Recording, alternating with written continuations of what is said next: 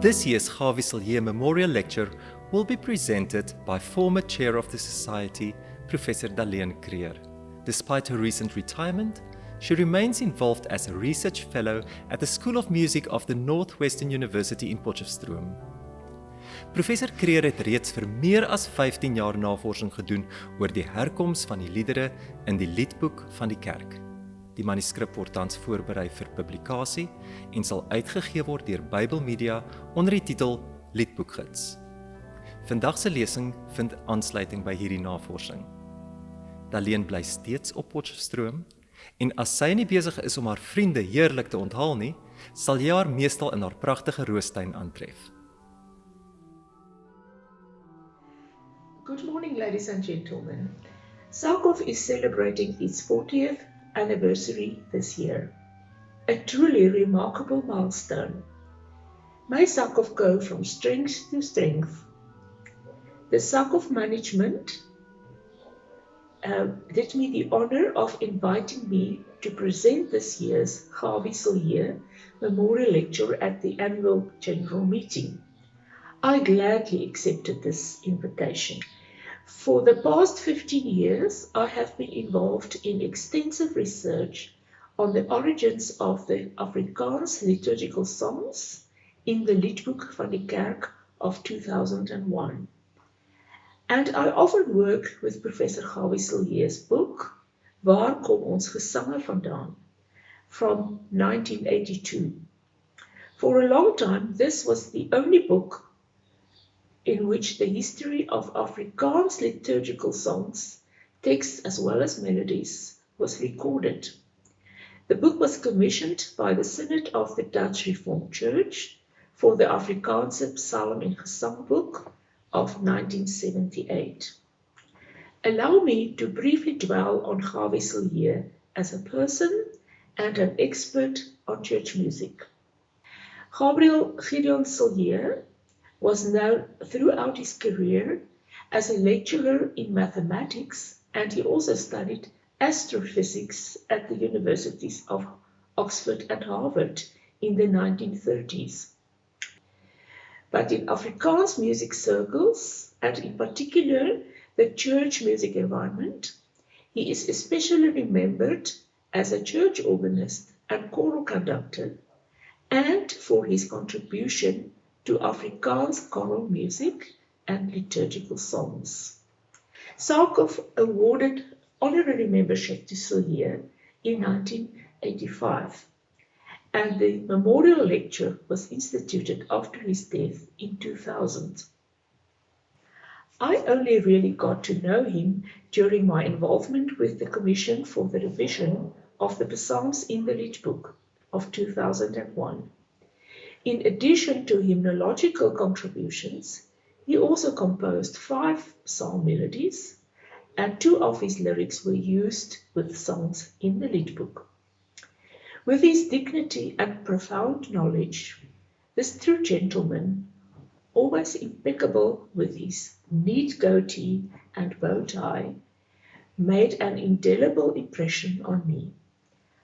I used his book, Waar kom ons gesange vandaan, fruitfully and with great appreciation in my own research on the origins of the texts and the melodies of the liedere in the Liedboek.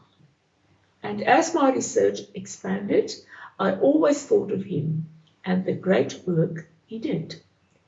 This brings me to the topic of today's lecture, in which I will also focus on the origin of a few Afrikaans liturgical songs. The topic of my lecture is From Far and Wide, Historical Sources of Afrikaans Liturgical Songs. Worldwide, the Church has been experiencing an extraordinary revival since the 1960s with regard to the number of songs that are being made available for use in congregations. In addition to writing new songs in contemporary and classical styles, the songs from the broad ecumenical repertoire were also being rediscovered. New songbooks or collections of songs for church singing started appearing in unprecedented numbers. Thus, After the publication of the Liedboek, the General Synod of the Dutch Reformed Church instructed that channels be created for the further development of new songs in a contemporary idiom. The task groups Vlam and Vonk were formed. In addition to the 602 songs in the Liedboek, 555 Vlam songs and 459 Vonk songs are currently available in online volumes. A total of 1,641 songs for congregational singing in Afrikaans. The question that now comes to mind is, where do these songs come from? Each song has an origin or origins and a timeline in which the metamorphosis of lyrics and melodies can be studied, up to the form in which it appears in the Liedboek.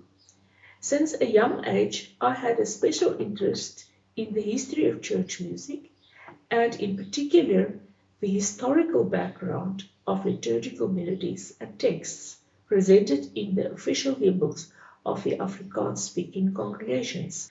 This eventually led to intensive research over the past 15 years on the origins of the 452 songs in the Liedboek, that is, excluding the 150 psalms also included in the Liedboek. Throughout my research, Cillié's question kept intriguing me. Where do our songs come from?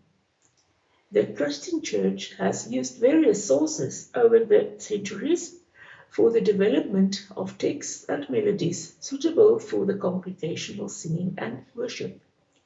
These sources include, amongst others, newly composed melodies for particular sacred texts, existing old hymns that have been adapted, and secular sources. In the following discussion, I will highlight three aspects of the numerous sources for text and or melodies with reference to examples from the Liedboek. These include liturgical songs from other denominations, songs with South African connections, secular songs. Old songs of Latin and German origin. The example that will serve as illustration is Lied 322, Redder van die Nasies kom, in English known as Savior of the Nations Come. The lyrics of this song can be traced back to the Latin hymnus Veni Redemptor Gentium.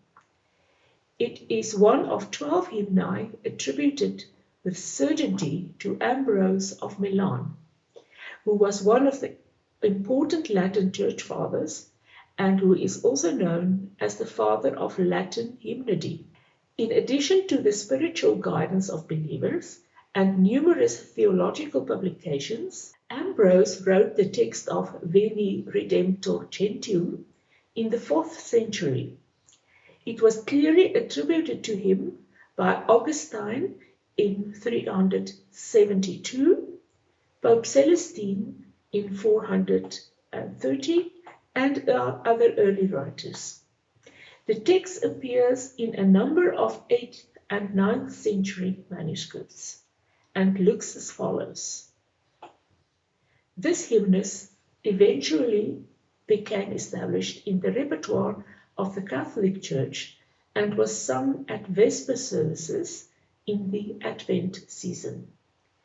These are evening prayer services that include music and singing in accordance with the calendar or seasons of the church year. But how did this song migrate to the Protestant liturgical music? The link here is the German reformer Martin Luther. Trained as a Roman Catholic priest and later appointed at the University of Wittenberg, Luther must have had excellent knowledge, not only of the theology, but also of the Catholic church music. We know that he greatly appreciated the use of music in church and encouraged it, especially congregational singing. For this he made use of existing folk melodies and older church songs, and even wrote new songs on his own melodies, such as Von Himmelhoch and the very well-known Ein feste Burg. In 1523, Luther prepared a rather literal translation of numerous Latin hymns into German, in his search for songs that the German congregations could sing. One of these is Veni Redemptor Gentium, which has been translated as Nun kommt der Heiden Heiland. It was apparently intended for the Advent of 1523. The translation was included in Ein Enchiridion oder Handbüchlein, a small handbook, and published in 1524 in Erfurt. Since then, the song has become one of the most famous of Luther's Advent hymns. The text, which appears in the current Liedboek, was initially translated from German into Afrikaans by André Malahughu, a professor of Latin, Greek, and classical archaeology. His expertise was widely esteemed, and his versatility was reflected in the diverse topics of his lectures and publications. He has always been a keen music lover and was especially interested in church music. As a member of the Commission for the Revision of the Afrikaans Psalm and Gesange of 1978, he was responsible for a number of translations of songs that were published in this collection. The text, which is of importance to us, is his Afrikaans translation of Luther's hymn Nun kom der Heiden Heiland. Verlosser kom en openbaar. It was revised by Isaac de Villiers, and a third and fourth stanza were added by Attie van der Kolff for the 1978 publication. Both de Villiers and van der Kolff were ministers of the Dutch Reformed Church, but also renowned authors of religious books and poetry. The version of Veni Redemptor Gentium in the Liedboek 2001 is by Lawrence Strydom. He studied BMAS at the University of Cape Town and later also theology at the University of Stellenbosch. He initially worked as a teacher but later joined the ministry. He served on several commissions for the compilation of the Liedboek and also on the final editing committee of this publication. Strydom was a member of the Southern African Church Organist Society, SACOF, and the association granted him honorary membership. He was one of the greatest hymnologists of the Dutch Reformed Church. The melody included in the Liedboek 2001 is closely associated with an adaptation of a Catholic unison song that Luther created in 1523 to match his German text. Although the adapted melody was already printed with the German text in 1524, the roots of the melody are to be found much earlier in the church. The melody, now titled Nun kommt der Heiden Heiland, or Veni Redemptor Gentium after the Latin text of Ambrose, is an adaptation of a unison melody, Jesu dulcedo cordium, that was first found in a manuscript in the monastery of Einsiedeln in Switzerland in the 12th century. Now, 16 centuries later, in 2020, Afrikaans congregations are still singing the song. The second aspect that I would like to dwell on is the use of secular songs. Most church songs have a sacred origin in terms of text and melody. That is to say, the origin falls directly within a spiritual framework. However, this is not always the case, and a number of hymn tunes and texts have a secular origin. This is also the case in some songs in the Liedboek. The adaptation of texts and melodies of secular origin for religious use is a practice known as the contrafactum practice, which was very popular in the 15th and 16th centuries. The Latin word contrafactum literally means to make something new or recreate it. In hymnology, it is understood as the practice where a secular text is replaced with a spiritual text, while retaining the original melody, meter, and mostly the rhyming scheme as well. The spiritual text therefore fits the pattern of the original text and melody. In the Middle Ages, it was common practice amongst minstrels. The famous master singer of Nuremberg, Hans Sachs, wrote several Christian versifications of secular texts, with the intention that they should be sung to the original secular melody. This practice became very popular, especially during the 16th century, when approximately 170 contrafacta were in use in the Lutheran Church, 100 in the Reformed Church, and more than 40 in the German Catholic Church. Collections exclusively containing contrafacta were not uncommon in the 16th century.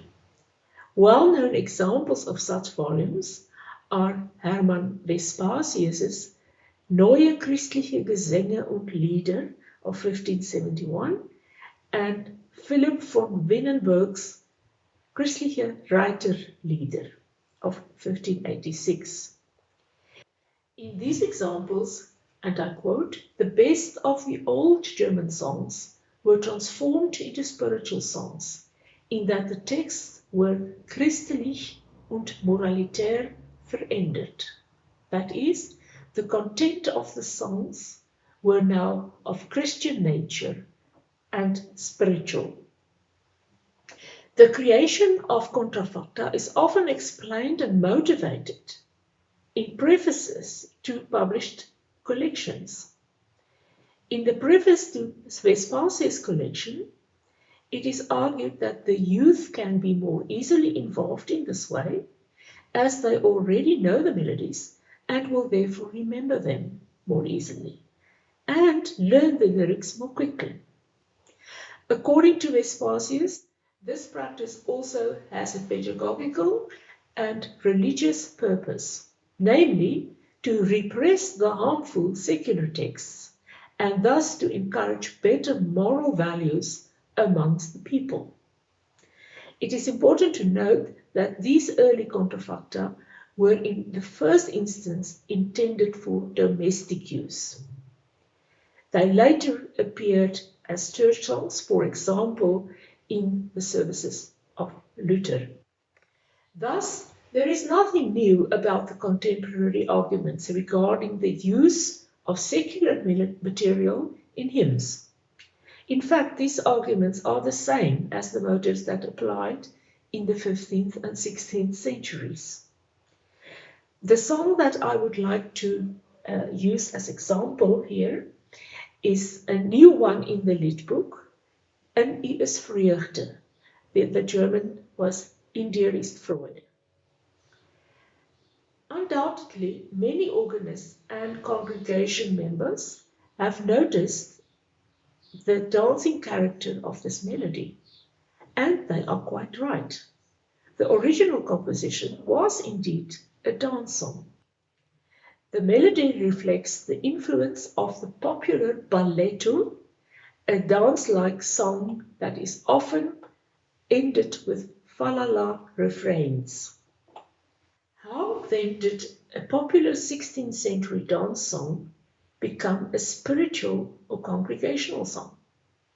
What happened to the melody and text in order for it to become spiritual and to gain acceptance as a church song? In the case of Lied 492, it appears that at the end of the 16th century, publications appeared in which the melody was connected with spiritual German texts. The original text is about the celebration of life and love.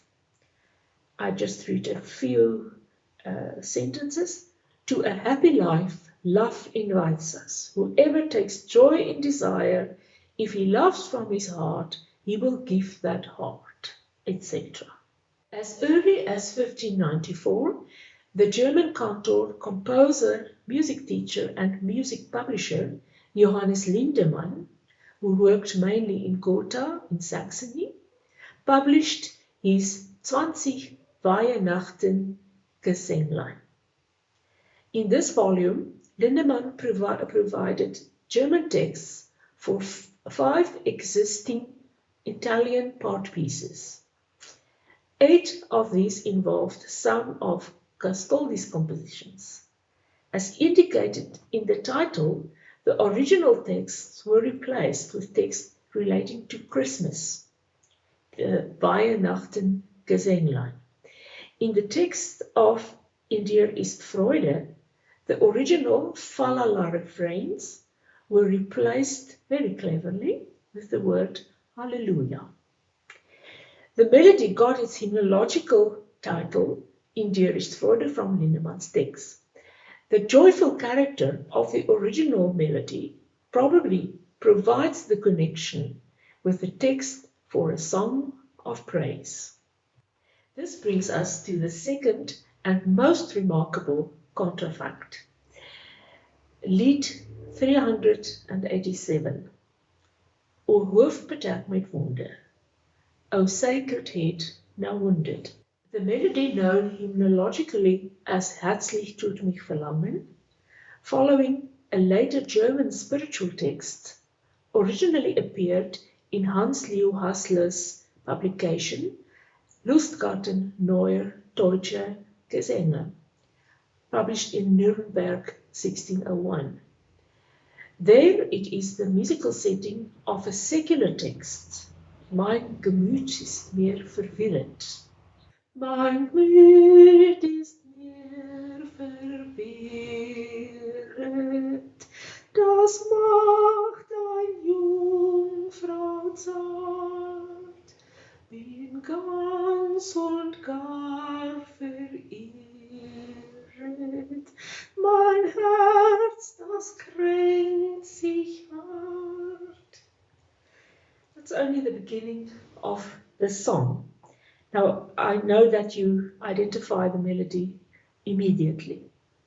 The content of the song could be explained as descriptive of someone who is confused or depressed and abandoned in his love.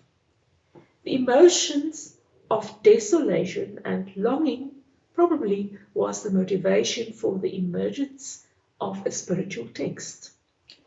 In the early 17th century, the melody was associated with Christoph Knoll's German funeral song, Herzlich tut mich verlangen, which means it is my wish to die.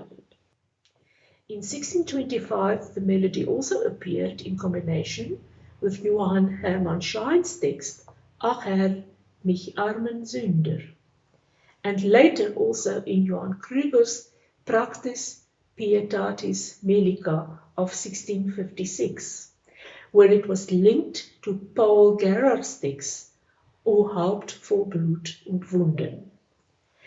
The melody is nowadays also known as the Passion Chorale or Sacred Head, following the English translations of the text in 1849 by James Alexander. The text of this well-known Passion song can, however, be traced back to the Middle Ages. It is based on a long Latin poem, Salve Mundi Salutare, commonly attributed to Bernard van Clairvaux.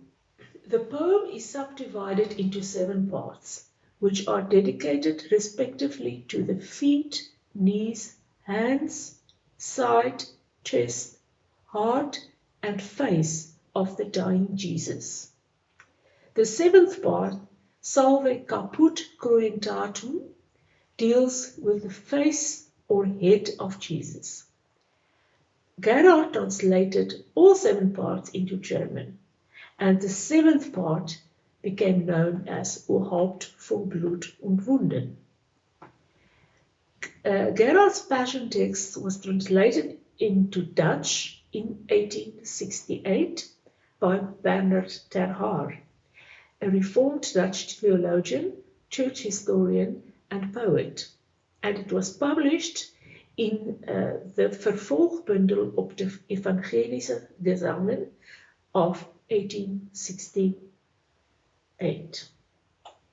The first Afrikaans translation of this liturgical song was by Eduard Christian Pienaar and appeared as hymn 121 in the gesangbundel of 1944. O hoof bedek met wonde. After serving in the Boer War, he obtained the BA degree in Stellenbosch and worked as a teacher in Sutherland and Franschhoek.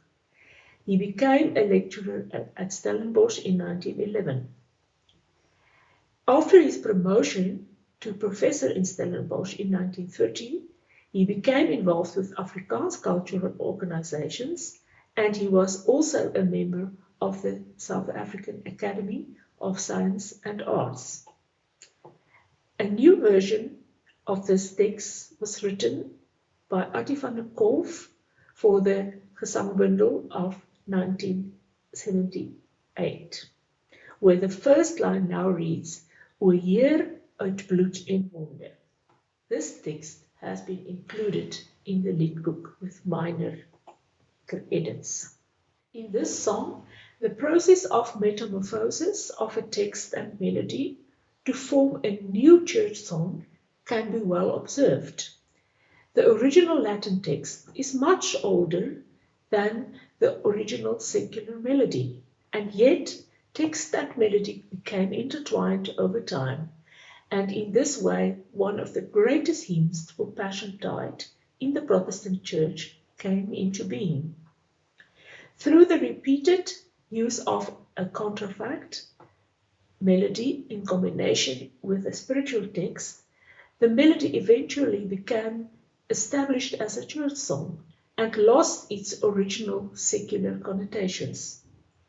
Today it is hardly possible to imagine Passiontide without this song. The next section that I would like to discuss involves South African connections in English hymns. In addition to the familiar and well-loved melodies of South African composers in the Liedboek, such as the tunes for Psalm 23 by Willem Janasch and Lied 258, Vreugdevolle Tijden by Rocco de Villiers, there are also songs where the South African connection is not as direct or well known. We are all familiar with Lied 478, Op vaste fundamente, or in English, the Church's One Foundation, which is mostly sung to the tune Aurelia.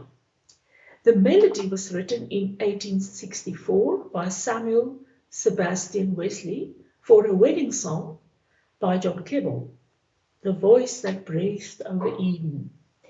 In the same year, it was included in a selection of psalms and hymns, amongst others, as the setting for the text Jerusalem the Golden. Here is the connection found with the hymnological title Aurelia, which means gold.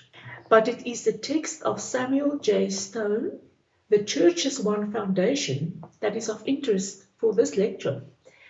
It was first associated with the Aurelia melody in the appendix to Hymns Ancient and Modern of 1868. But the events that led Stone to compose this text actually took place in South Africa. Samuel John Stone's famous lyrics followed from a theological controversy known as the Colenso affair, which took place within the Anglican Church in South Africa. John William Colenso was the first Anglican Archbishop of the Natal colony, now known as KwaZulu-Natal. The settlement Colenso was established in 1855 and indeed named after the Anglican Bishop of Natal and champion of the Zulu cause, John William Colenso. Colenso threw himself into missionary work, mastered the Zulu language, and within a few years had compiled a Zulu dictionary as well as a translation of parts of the New Testament in Zulu. In an age when literal interpretation of the Bible was the norm, Colenso shocked his contemporaries by publishing a theological work entitled The Pentateuch Critically Examined in 1862, which questioned high church orthodoxy and cast doubt, amongst other things, on accepted beliefs about the authorship of the Pentateuch. Colenso also dealt critically with various versions of the Old Testament. Among other things, he stated that large parts of it are fictional in nature. Colenso was severely criticized and suspended by Bishop Gray of Cape Town. He then appeared on appeal before the clerical authorities in London, England. Samuel Stone was also present at the procedures and involved in the debate. He was known as a man filled with zeal to defend the orthodoxy against the church dividing and faith undermining theological discussions of his day. As a result of this experience, Stone wrote 12 hymns on the 12 articles of the Apostles' Creed, which was published in 1866. The purpose of this was to re-anchor the basic beliefs in the perspectives of the Bible. The Church's one foundation is based on the 9th article of the Apostles' Creed, and in the 4th stanza, Stone refers to the so-called Colenso controversy. Through with a scornful wonder, men see her sore oppressed, by schisms rent asunder, by heresy's distress, and so on. This controversy has long been forgotten, but the song lives on in many hymn books and translations. Although Attie van der Kolk's Afrikaans text Op Vaste Fundamente is not a translation of Stone's text, it was inspired by it. It appeared in the 1978 Afrikaans Congregational Book and was incorporated without any changes in the Liedboek of 2001. We're now coming to the last example that I would like to discuss. Could we be singing an Indian song? The Afrikaans text of Lied 207 was initially known in South Africa as a traditional song for the Afrikaans Christian Student Association. Ere sy God, U die bron van ons lewe. It was arranged in 1927 by G.B.A. Gardiner. Now, Attie van der Kolk created a new version of it, Eer aan die Vader wat alles gemaak het, for two of the preliminary collections of songs from the Dutch Reformed Church, in which new songs were tested for possible inclusion in the eventual Liedboek. These preliminary collections were called the Jeugsangbundel and Sin onder mekaar. Van der Kolk's text was later included in the Liedboek without changes. But the origin of the melody was uncertain. In the Liedboek, it is indicated as of Indian origin, but with a question mark. I have been wondering a lot about the so-called Indian origin of this melody. as it actually contains no Indian musical elements, and the regular classical phrases and harmony are rather reminiscent of typical English melodies, and especially the American gospel hymns of the 19th century. During my research, Dirk Lorry, a well-known South African professor, also contacted me about the same problem. With his input, we were able to confirm that, contrary to what was usually indicated, this melody was not of Indian origin at all, but already appeared in a text written by the 19th century British writer-poet Frances Ridley Havergal. She is known to Afrikaans congregations for her 1874 hymn, Take My Life and Let It Be.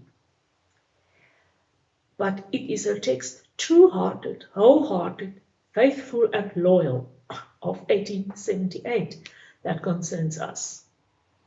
It was set to music by William James Kirkpatrick, and the tune is known as True-Hearted. It was probably first published in the Methodist hymn book, Showers of Blessings, in 1888. Let's hear what this sounded like. True-hearted, whole-hearted, faithful and loyal, King of our lives, by thy grace we will be, etc. As you can hear, it is exactly the same melody as the one we are singing. So, the Indian melody, so-called Indian melody, actually is of American origin within the genre of the gospel hymns. Summary and conclusion. It is clear that through the ages, the congregational songs reflected the development of the church, taking into account reforms and other events. Church hymns demonstrate clearly that they are living organisms. In this lecture, I have attempted to draw attention to the rich and varied origins of a few of the hymns in the Liedboek.